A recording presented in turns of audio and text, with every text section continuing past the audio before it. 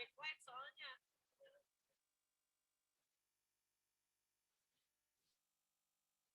Ini mantapnya kemana nih? Itu dong kameranya dong. Jangan lihat ke komputer ya.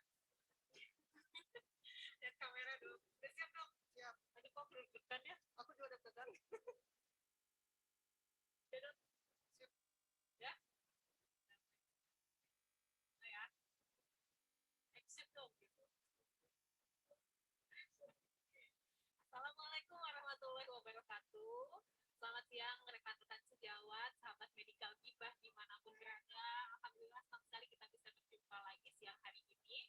Masih bersama saya Dr. Rizky Febrina di acara Medikal Gibah episode ketiga. Kali ini kita sudah kedatangan tamu istimewa Dr. Tuturi Handayani, spesialis saraf. Terima Selamat kasih. siang dok. Siang. Assalamualaikum warahmatullahi wabarakatuh. Waalaikumsalam warahmatullahi wabarakatuh. Gimana kabarnya dok? Alhamdulillah Sehat ya, sehat, dok? walafiat, baik.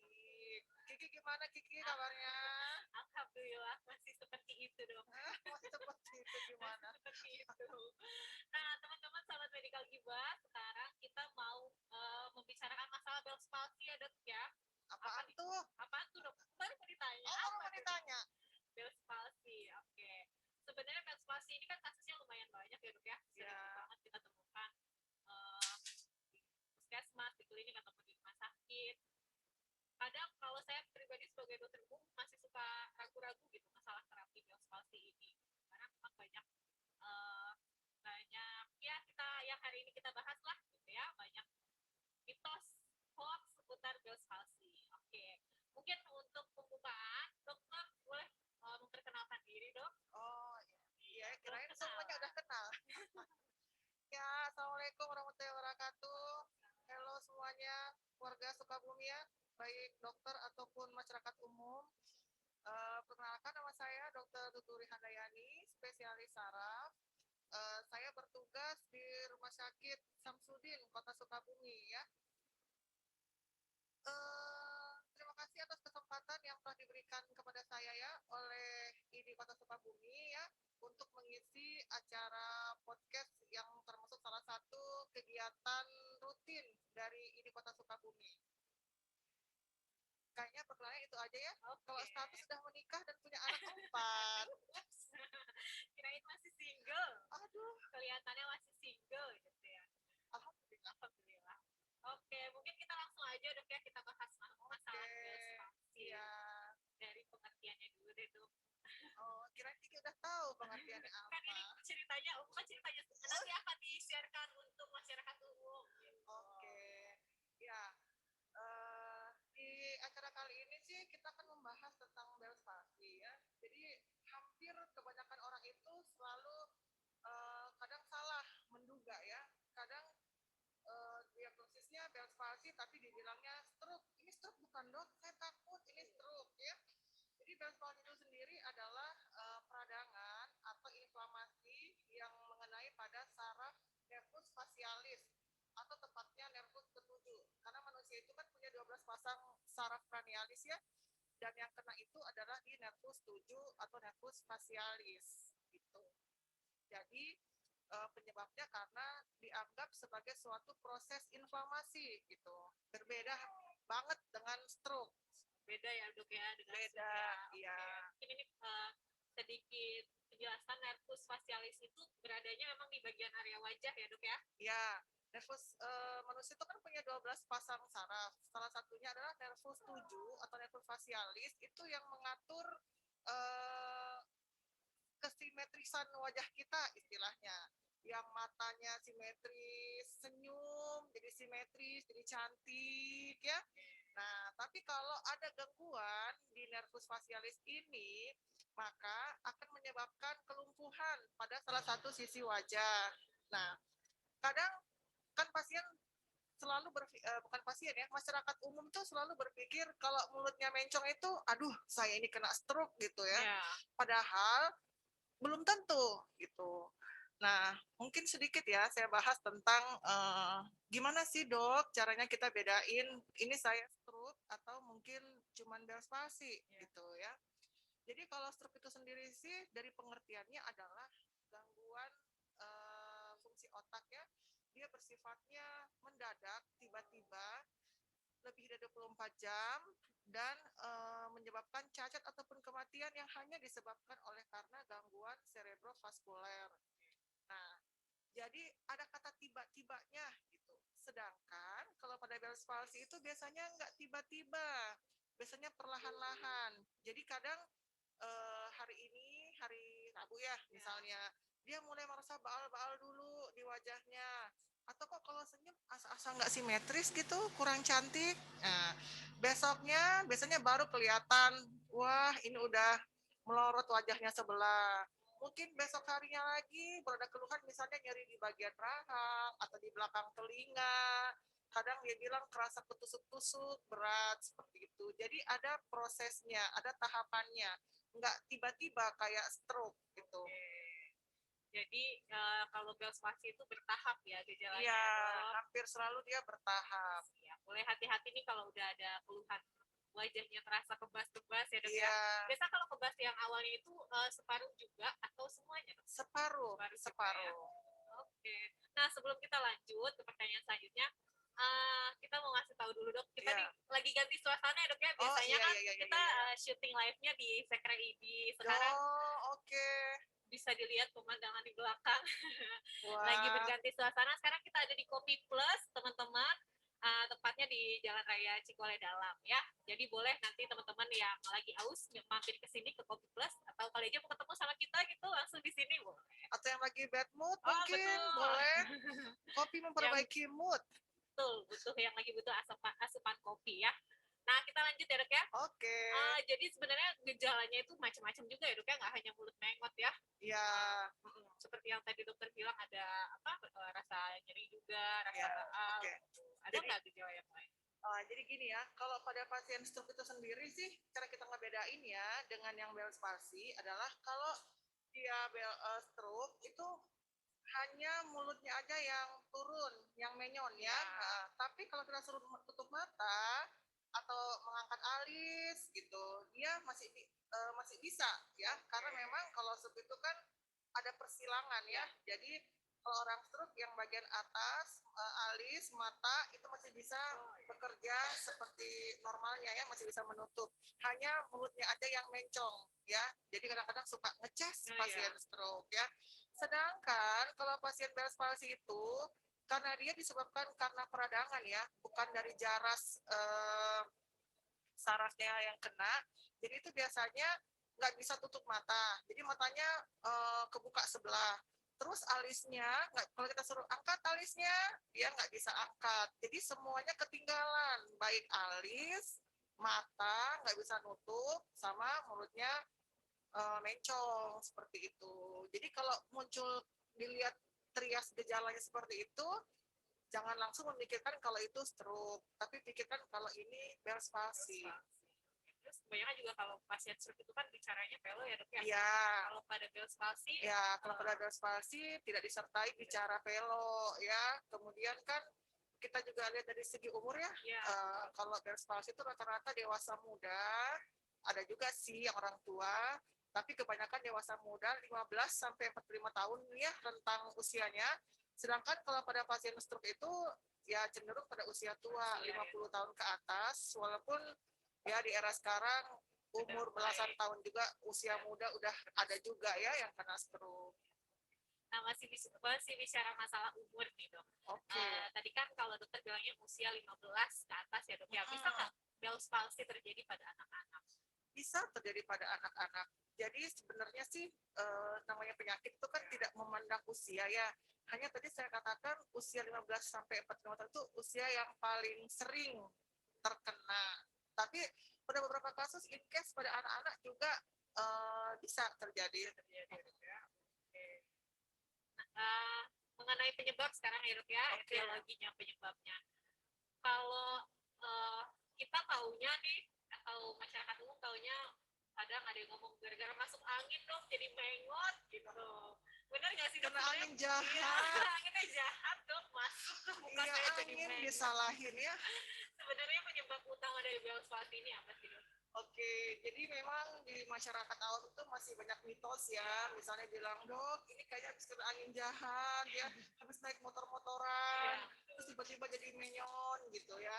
Nah, sebenarnya sih kalau dari teori medis, teori kedokteran, jadi penyebab utama Bell's palsy itu sampai sekarang belum diketahui pastinya karena apa. Hanya dihubungkan dengan proses inflamasi atau peradangan yang disebabkan oleh serangan dari virus herpes simplex tipe 1. Makanya nanti itu kalau ada pengobatan untuk Bell's palsy ditambahkan dengan antivirus gitu ya, karena kita menganggap dia bukan cuma sebagai suatu peradangan tapi juga dianggap karena kausnya karena virus. Nah, selain itu juga mungkin dihubungkan ya dengan orang bilang habis kena angin-angin, tidur dengan kipas angin, jadi tiba-tiba menyon gitu ya. Sampai saat ini sih secara teoritis belum ada ilmu ya yang membuktikan bahwa hal itu benar. Cuman diprediksikan ya, orang menganggap karena ada angin itu karena mungkin perpindahan suhu yang terlalu cepat. Jadi kadang-kadang kita ya yang ekstrim. Jadi kadang-kadang kita lagi di luar nih naik motor panas banget ya kayak hari ini. Nah, terus tiba-tiba kita masuk ke ruangan yang ber-AC, dingin ya, langsung terpapar. Jadi terlalu drastis perubahan suhu atau cuaca itu juga dianggap ya mungkin bisa mempengaruhi, sehingga kalau kan otomatis kan kalau kita kena angin atau kena AC kan yang duluan kena wajah ya. Kalau mungkin sekarang agak-agak minimalis karena ketutupan masker ya. Kalau yang otomatis kan bagian tubuh duluan yang kena ting angin dari AC gitu. Jadi kalau apa namanya terlalu cepat terjadi perubahan suhu atau temperatur dianggap itu memungkinkan jadi faktor predisposisi orang kena Bell's palsy gitu. Jadi bukan penyebab utama ya dok ya, lebih ke predisposisi Sepertinya ya. bukan, dokter Kiki. Karena sampai sekarang juga belum ditemukan nih penyebab utama dari kejadian Bell's palsy ini ya, Iya. jadi masih diobati. Oke, nah tadi bicara masalah virus dok. Untuk pengobatan ya, kalau seandainya memang dari virus herpes simplex seperti yang tadi dokter bilang, artinya untuk terapi antivirusnya tetap wajib harus diberikan kepada pasien. Ya, tetap wajib harus diberikan karena kita menganggap Bell's palsy itu bukan hanya sekedar inflamasi atau peradangan, tapi karena adanya serangan dari virus. Makanya pengobatannya kita padukan antara antiviral dengan steroid ya. Steroid ini kita anggap sebagai obat untuk antiinflamasi. Biasanya sih yang kita pakai kalau untuk antiviralnya acyclovir ya. Dosisnya sih sama kayak pada pasien herpes seperti biasa ya, 5 orang pada orang dewasa 5 kali 800 sampai 10 atau 12 hari. Kemudian memberikan steroid biasanya sih yang dipakai prednison gitu. Ya. Jadi sebenarnya sih sudah ada penelitian ya yang membandingkan antara pasien Bell's palsy yang diobati dengan steroid saja dengan yang steroid plus antiviral. Ternyata dari hasil penelitian tersebut yang membawa klinis yang bermakna, yang ada perbaikan itu yang dual terapi tadi gitu. Wah, ini ilmu yang sangat bermanfaat sekali. Nah, ini sebenarnya pasien Bell's palsy ini kan sebenarnya standar kompetensinya 4A ya dok ya, bisa ditangani oleh dokter umum ya. Jadi sebenarnya bisa dituntaskan gitu dok. Bisa sekali. Iya. Cuman ya, pada beberapa hanya yang saya rasakan gitu ya, curhat gitu. Curhat ini dokter puskesmas. Beberapa pasien yang memang dia edukasinya mungkin sudah baik, maksudnya tingkat pendidikan yang baik, edukasinya baik, atau sudah rajin googling gitu ya, yang udah mengerti masalah Bell's palsy ini, kadang datang dengan dok saya minta rujukan aja lah, saya mau diterapi gitu. Sebenarnya penting nggak sih dok terapi pada pasien? Ya, jadi sih pada Bell's palsy itu kan kita ada golden periodnya ya, waktu timingnya kira-kira masih bisa ada perbaikan atau enggak. Nah, jadi biasanya itu kita pakai hitungan 1 kali 24 jam. Kalau misalnya dalam 1 kali 24 jam, misalnya dia datangnya nih udah 3 hari, ya sebenarnya sih kalau dari teori dikatakan untuk pemberian steroid itu udah tidak ada gunanya lagi gitu. Tapi antiviral tetap boleh diberikan. Nah biasanya kalau 3 hari memang kita lanjutkan dengan fisioterapi gitu. Nah tapi kalau masih fase akut dia datangnya misalnya kejadian tadi pagi nih, terus langsung dia ke puskesmas atau ke dokter periksa, maka kita tetap memberikan antivirus dengan antiinflamasinya, anti radangnya ya. Nah buat apa sih fisioterapi? Memang selain obat-obat farmakologik yang diminum, salah satu terapi dari Bell's palsy itu adalah fisioterapi, Dokter Kiki. Jadi fisioterapi ini berguna untuk mengembalikan otot-otot nervus facialis tadi, otot wajah yang tadinya melorot, ya diharapkan bisa ada perbaikan naik lagi gitu. Jadi dia simetris antara kiri dengan kanan gitu. Nah, melanjutkan masalah simetris ini, apakah nanti kalau seandainya pasiennya sudah melakukan pengobatan, sudah melakukan Iya. terapi, bisa sembuh total dok ketidaksimetrisannya? Oke, aduh susah ngejawabnya ini ya. Jadi biasanya itu orang kalau Bell's palsy itu rentang waktunya biasanya 2 minggu sampai 6 bulan biasanya ya. Jadi tergantung dari derajat beratnya Bell's palsy itu sendiri kan tiap orang beda-beda. Ada yang nyanyinya sedikit, ada yang bener-bener melorot gitu ya, kelihatan banget. Faktor usia juga mungkin mempengaruhi ya. Kalau mungkin masih muda ya mungkin lebih mudah penyembuhannya. Dan yang paling penting adalah ketaatan pasien dalam misalnya berobat tadi, kemudian rajin fisioterapi. Karena fisioterapi ini memang sangat berpengaruh terhadap luaran, terhadap hasil dari misalnya program latihan nih kan dikencangkan otot-otot wajahnya. Jadi biasanya sih ada beberapa lumayan banyak, mungkin 75% lah ada yang normal kembali gitu. Tapi ada juga sekian persen yang tetap aja gitu-gitu aja seperti itu. Yang yang kira-kira 25% tadi yang gitu-gitu aja, Iya. sebenarnya nggak akan terganggu fungsi dari Oke, wajahnya sebenarnya sih orang kan selalu takut, aduh mulut saya mencong gitu, wajah Iya. saya mencong, gimana ini gitu ya. Secara umum sih Bell's palsy itu tidak berbahaya, ya hanya saja merusak estetika. Nah, jadi kan kalau dia senyum miring sebelah, terus matanya jadi nggak bisa kedip sebelah. Jadi kalau orang lihat kok ini orang miring ya mukanya, atau kok lagi senyum ketinggalan ya sebelahnya. Jadi hanya mengganggu mungkin psikologis aja gitu ya. Tapi kalau sampai bikin meninggal atau gimana-gimana enggak. Nah, mungkin kalau untuk faktor resikonya sendiri dok, apakah ada yang bilang katanya hipertensi itu meningkatkan resiko Bell's palsy, benar nggak sih dok? Bisa juga, benar ya. Jadi memang kalau orang Bell's palsy itu kan sebenarnya tidak harus berpengaruh dari punya penyakit bawaan dan lain sebagainya ya, karena itu kan kita masih bilang idiopatik lah, penyebabnya belum diketahui karena apa.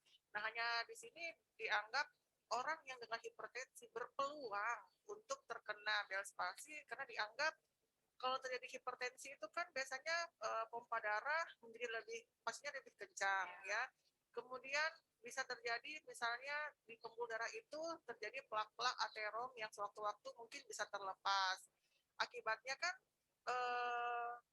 pompa darah ini dia akan menuju ke tempat yang membutuhkan suplai darah lebih banyak. Nah, akibatnya mungkin dianggapkan bahwa nervus 7 facialis ini mengalami iskemik, jadi kekurangan oksigen gitu. Makanya terjadinya Bell's palsy. Dikaitkannya seperti itu aja sih.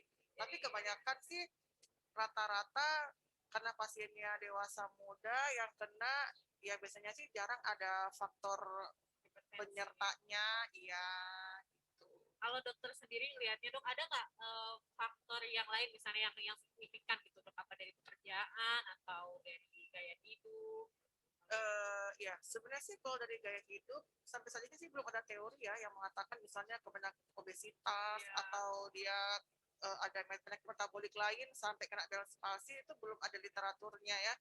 Cuman sih kemungkinan besar sih karena tadi dihubungkan dengan angin, jadi mungkin ketika orang kerja di kantoran gitu ya kan, sekarang kan rata-rata orang udah ber AC AC semua ya gitu, jadi mungkin jangan terlalu ekstrim gitu. Kadang-kadang kan kita misalnya dari luar nih, ih buset dah di luar panas banget gitu ya, langsung masuk ke tempat kerja AC kasih paling yang ya dingin gitu. Nah itu sebaiknya jangan seperti itu gitu. Harus disesuaikan ya, dulu suhunya ya. suhunya disesuaikan dulu.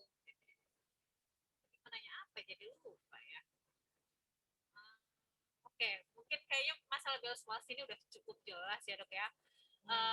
Ada saran dok untuk teman-teman yang sedang mendengarkan, mungkin kalau seandainya mencegah, nah sebenarnya bel palsi ini kan artinya bisa menyerang siapa aja dok ya, Iya, nggak melihat betul. usia, nggak Iya. melihat faktor risiko apa penyakit penyerta gitu. Ada saran mungkin untuk mencegah supaya kita tidak mendapatkan Bell's palsy? Oke, yang pertama adalah tadi ya, karena tadi dihubungkan dengan suhu angin, jadi sebaiknya kita tetap menjaga temperatur. Dalam artian kalau kita lagi kepanasan, jangan langsung tiba-tiba mau masuk ke dalam ruangan yang terlalu dingin gitu. Apalagi kalau yang orang-orang pekerja kantoran. Terus kalau lifestyle sih secara umum tetap ya kita harus menjaga pola hidup yang sehat, makan cukup, istirahat cukup, kemudian minum air putih yang banyak, olahraga juga ya, itu kan buat semua penyakit lah ya, bukan cuma buat Bell's palsy aja. Sepertinya sih hanya itu aja. Dan kalau misalnya terdapat tanda-tanda mulut menyon ya, terus kok mataku nggak bisa kedip sebelah ya, kok kayaknya alisnya kayak ketinggalan deh, itu jangan ragu-ragu ya, jangan nggak apa-apa deh, harus segera dibawa periksa ke dokter ya. Kayak tadi kan nggak harus ke dokter spesialis saraf ya. Jadi untuk penanganan awal boleh ke dokter umum atau ke puskesmas terdekat. Nah, kenapa sih harus cepet-cepet? Karena kita ngejar timingnya, waktunya. Kalau udah berhari-hari baru ke periksa ke dokter, ya dianggap inflamasinya udah nggak ada. Jadi nggak ada gunanya lagi kan tadi kasih steroid gitu. Makanya semakin cepat pengobatan, maka luaran yang dihasilkan hasilnya pasti lebih bagus gitu intinya ya. Iya. Jangan malu-malu dan harus sadar nih kalau udah ngerasa ada yang aneh dengan wajahnya, langsung ngaca, langsung ke fasilitas kesehatan terdekat. Ada juga gejalanya, jadi dia kalau lagi kumur-kumur tiba-tiba kalau ngalir sendiri katanya airnya. Itu Terus juga kalau dia salah satu makan gejala. lari ke sebelah gitu. Oke. Nah, kayaknya Bell's palsy udah kita kupas tuntas habis, teman-teman. Ini dok, boleh nggak nanya di luar Bell's palsy dok? Apa ya? Kita mungkin yang sekarang lagi hot dan hits masalah hoax. Yang pertama nih dok, ada mitos, atau nggak tahu ya ini mitos atau bukan, mumpung ada dokter jadi kita tanya di sini. Masalah termogan nih, ada ini lucu sih, sudah dulu sempat hits masalah termogan situ, katanya bahaya ke otak. Gimana dok? Oke, iya. Jadi sih sebenarnya itu anggapan yang salah ya. Itu hoax ya. Hoax ya teman-teman. Jadi itu termogan itu merupakan salah satu alat ya yang mengandung sinar infrared atau inframerah yang dapat mengukur suhu seseorang tanpa kontak dekat gitu ya. Makanya kan orang kalau di mall atau di mana ting gitu ya, nggak langsung sentuh-sentuhan gitu. Jadi dia tidak mengandung sinar radiasi seperti X-ray. Jadi aman ya gitu. Jadi jangan salah, iya enggak. Oke. Nah, ini ada lagi dok, sekarang kan lagi heboh masalah vaksin ya. Maksudnya sekarang kita lagi gencar-gencarnya vaksin. Ada beberapa hoax yang mengatakan bahwa setelah divaksin itu bisa terdapat kelumpuhan saraf. Vaksin apa nih? Mungkin yang lagi berhubungan sekarang vaksin COVID kali ya dok. Oke, vaksin COVID. Sebenarnya sih tidak ada hubungannya ya antara orang after divaksin, utamanya COVID-19, vaksin COVID, terus tiba-tiba jadi Bell's palsy, itu nggak ada hubungannya. Nah, sempat sih saya ada baca ya, ini ada penelitian dilakukan di Rumah Sakit Hasan Sadikin ya. Jadi antara populasi orang yang misalnya tidak divaksin dengan yang divaksin itu hasilnya sama gitu. Jadi tidak ada kaitannya antara habis divaksin sampai kena Bell's palsy. Jadi itu hoax juga ya. Jadi jangan takut nih buat teman-teman di luar sana yang masih ragu-ragu buat vaksin COVID ya. Karena dokter juga divaksin ya dok ya. Alhamdulillah beres. Kita udah beres dan alhamdulillah nggak ada efek samping apa-apa ya dok. Alhamdulillah nggak ada. Jadi jangan ragu-ragu buat datang divaksin. Oke, selanjutnya dok. Ada pernyataan lagi, katanya radiasi gadget bisa menyebabkan gangguan pada saraf otak. Radiasi gadget mungkin termasuk handphone, laptop, dan lain-lain. Ya, memang sih di era sekarang ya, milenial, semua itu kita ketergantungan sekali dengan gadget ya, baik itu handphone atau laptop ya. iPad, semuanya pada ketergantungan, nggak yang tua, nggak yang muda, anak-anak sama semuanya bangun tidur, Betul sekali. mana HP-nya gitu. Ya, jadi memang HP, handphone itu kan dia mengeluarkan radiasi ya. Jadi radiasi itu bisa mempengaruhi sel-sel saraf di otak. Makanya kadang-kadang membuat ketegangan atau stretching pada muscle, pada otot, biasanya otot-otot bagian wajah ataupun leher. Jadi kadang-kadang kalau orang kelamaan pegang handphone itu kan kadang-kadang suka sakit kepala, kayak itu kayak berat gitu. Iya, betul. Terus capek, kadang matanya itu ikut Matanya merah gitu ya. Jadi sangat mempengaruhi. Dan itu nanti nextnya kalau terlalu overdosis overdosis Terlalu gadget lama ya, ya otomatisnya nanti bisa menimbulkan beberapa penyakit yang lain ya, kadang yang katarak ya, migrain seperti itu. Cuman ya kembali lagi sih ke pribadi masing-masing, gimana caranya pintar-pintar memanage penggunaan gadget ya dengan tepat. Jangan lupa Bapak Ibu, anak-anaknya kalau bisa dijauhkan dari gadget ya. Ntar anaknya bilang mama juga Iya, pegang mamanya juga, iya gadget. benar. Berarti Bapak Ibunya juga harus menjauhi gadget. Maksudnya minimal jangan di depan anak kali ya. tapi Iya, kalau main gadget. betul sekali. Oke. Nah, ini ada satu lagi nih pernyataan yang saya juga baru dengar. Baik diberi minum kopi untuk mencegah kejang. Saya juga baru dengar. Oke, tapi ini beneran ada loh kalau kita cari Iya, keywordnya di ternyata, Google ternyata iya, ada. ternyata katanya orang-orang dulu itu Iya. kalau anaknya kejang dikasih kopi biar kejangnya berhenti gitu ya. Ternyata itu hoax ya, Wah. salah. Jangan ditiru ya pemirsa sekalian gitu ya. Jadi kopi itu kan mengandung kafein ya. Iya. Nah, orang kejang itu kan disebabkan oleh karena ketidakseimbangannya neurotransmitter di otak, istilahnya gitu ya. Ya, orang bilang sel-sel listrik ya di otaknya, sehingga koslet muncullah si kejang itu.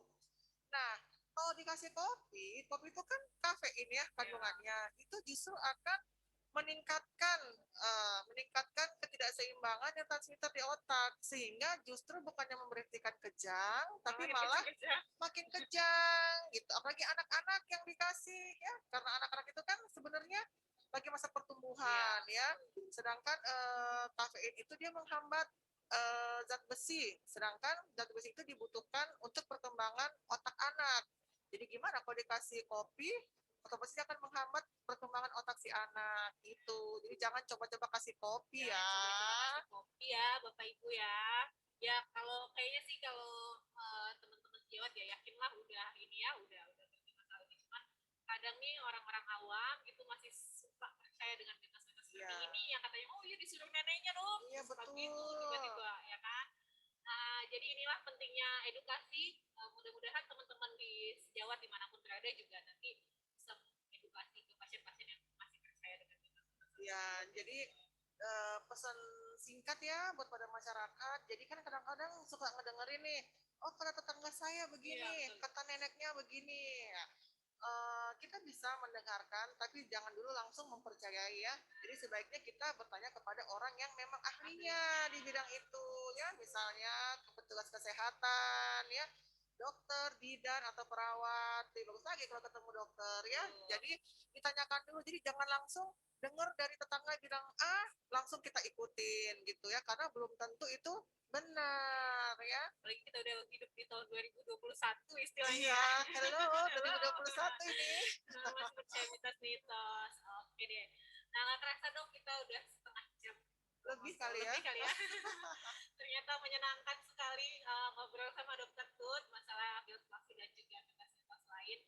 Dan sudah saya pikir sudah cukup sekali lebih mahal. Oke. Mungkin dok ada yang ingin disampaikan sepatah dua patah kata untuk teman-teman atau yang lagi nonton? Oke, buat semuanya ya, utamanya buat masyarakat Pulau Sukabumi. Kalau misalnya ada keluhan, misalnya nggak enak di pipinya, baal, kebas, kesemutan, ya, atau merasa kok senyum saya beda dari yang kemarin. Nah, jangan ditunda-tunda ya, harus segera diperiksain ke dokter ya, jangan tanya tetangga. Nah, ya gitu ya. Terus kemudian juga mungkin buat teman-teman sesama dokter umum ya yang bertugas di tempat praktek pribadi ataupun puskesmas atau rumah sakit umum, Delfos ini kan bukan penyakit yang sulit untuk diobati ya. Jadi saya harap bisa ditangani dengan tuntas di Vaskes 1 atau di puskesmas di tempatnya bekerja. Kecuali kalau memang ada rencana buat fisioterapi yang tidak ada fasilitas di tempatnya, boleh silakan aja dirujuk gitu. Dan jangan lupa tetap pola hidup sehat ya. Ini bukan hanya untuk mencegah Bell's palsy, tapi buat semuanya ya. Jadi istirahat cukup, olahraga cukup, apa lagi Kiki? Makan Makan yang bergizi. Oke, gitu Dan aja. gak boleh stres ya dok. Oh iya, Harus happy. harus happy. Enjoy. Sekarang sejak COVID, motonya harus Harus happy. Jaga imun, jaga iman, jadi Iya, apa lagi betul. satu lagi tuh ya? Jaga pasangan takut ada pelakor. Oh gitu. Lagi musim Oh lagi soalnya. musim ya, bukan cuma COVID yang Iya. musim. Oke, Dokter Tuturi, saya ucapkan terima Oke, kasih banyak sama-sama Kiki, sudah terima meluangkan kasih. waktunya buat Iya. ngobrol sama kita di sini, dan juga saya ucapkan terima kasih buat Kopi Plus. Kita disuguhin kopi dan snack enak hari ini, alhamdulillah. Enak. Iya. Boleh dicoba dok? Boleh. Ya silakan dok, kita gantian minumnya dok ya. Karena nggak boleh buka masker bareng. Oh iya, baiklah. Biar teman-teman ngeliat wajah cantiknya Dokter Tuturi. Aduh, wajah. Kita kocok dulu ya pemirsa. Biar tercampur. Biar makin nyes. Nah, buat teman-teman sahabat Medikal Gibah dimanapun berada, kita sudah sampai di penghujung acara, tapi jangan bersedih karena kita akan berjumpa lagi minggu depan. Enak banget kopinya. Panas-panas gini ada Iya, penulis kopi. manisnya pas sekali. Ini yang saya minum rasa hazelnut. Favorit aku. Gitu ya, kamu ikut-ikutan ya. Ya teman-teman, kita bakal berjumpa lagi minggu depan. Untuk jam dan waktunya mungkin untuk tanggal dan waktunya mungkin nanti akan diinfokan lagi ya lewat. Jadi tetap stay tune karena Medikal Gibah nggak akan kemana-mana. Insya Allah kita akan tiap minggu hadir terus menyembuhkan dan membahas seputar hoax dan mitos yang ada di dunia medis. Baik, saya Dr. Rizky Febrina. Saya Dr. Tuturi Handayani, spesialis saraf. Ya, mengucapkan terima kasih atas partisipasinya dimanapun Anda berada.